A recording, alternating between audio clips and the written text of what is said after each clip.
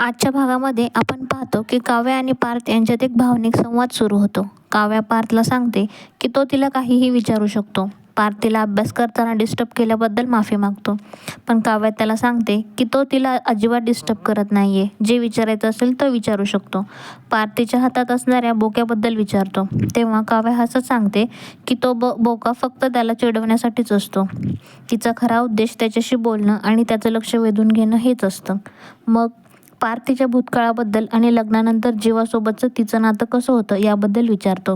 काव्या भावूक होऊन सांगते की लग्नानंतरही तिला जीवावर खूप प्रेम होतं, पण जीवा कधीच तिला त्या नजरेने पाहिलं नाही. ती सतत त्याच्या मागे मागे फिरायची, त्याला पटवण्याचा प्रयत्न करायची, पण तो मात्र तिला दुर्लक्षच करायचा. ती सांगते की त्या परिस्थितीत ती खूप असुरक्षित होती आणि म्हणूनच तिने जीवाला भावनिकरित्या ब्लॅकमेल करण्याचा प्रयत्नही केला होता, पण तो कधीच तिचा झाला नाही. तो कायम नंदिनीच्या जवळ जात गेला. काव्या पुढे म्हणते की पार्थ तिच्या आयुष्यात आल्यावर तिला खरी प्रेमाची जाणीव झाली. तिच्या भावना समजून घेणारा, तिला महत्त्व देणारा माणूस म्हणजे पार्थ आहे, हे तिला कळून चुकलेलं आहे. दुसरीकडे नंदिनी आणि जीवा यांचा प्रसंग पाहायला मिळतो. नंदिनी दारूच्या नशेत असते आणि रिक्षामध्ये जीवा आणि नंदिनी असं नाव लिहिलेलं असते. जीवा तिला थांबवण्याचा प्रयत्न करतो, पण नंदिनी ऐकत नाही. दोघे एकमेकांच्या जवळ येतात, एकमेकांच्या भावना व्यक्त करतात आणि जुने प्रेम पुन्हा जागं होतं. नंदिनी भावूक होऊन सांगते की तिला जीवा खूप महत्त्वाचा आहे आणि तिला त्याच्यासोबत पुन्हा घरी जायचं आहे. जीवा देखील तिच्याशी प्रेमाने बोलतो आणि तिला पुन्हा एकत्र राहण्याची विनंती करतो. दरम्यान काव्या पार्थला सांगते की तिच्या मनात अजूनही जीवाबद्दल काही भावना आहेत, पण पार्थ तिच्यासाठी अधिक महत्त्वाचा आहे. हे ऐकून पार्थ अस्वस्थ होतो आणि तिचा हात सोडतो. काव्या रंगाच्या उदाहरणातून तिच्या भावना समजावते.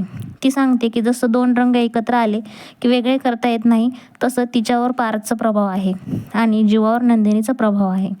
दुसऱ्या बाजूला नंदिनी आणि जीवा अधिक रोमॅन्टिक होतात. नंदिनी त्याच्या खांद्यावर डोकं ठेवते आणि त्याच्याजवळ राहते.